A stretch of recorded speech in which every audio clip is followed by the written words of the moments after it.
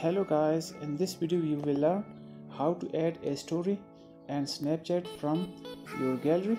So it is easy, so please watch the full video and also give a like. So the process is same in Android as well as iOS devices.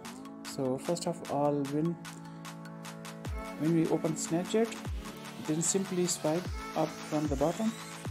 Once you swipe up, you will see some options, so tap on camera roll option here. Once you tap on camera roll, you will see all of your videos from your gallery. So select the video you want to make a story. So let's suppose I'm adding this one. I added the video.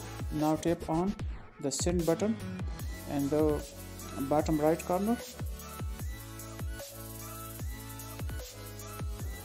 Now here you can add the text with this story.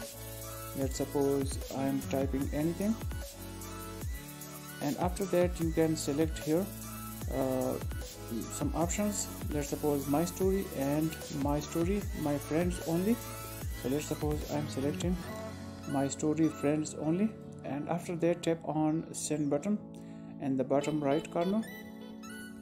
Once you tap on this, your story will be uploading to Snapchat. So now it is uploading. So that is the method. Hope you will like this video. See you in the next video. Goodbye.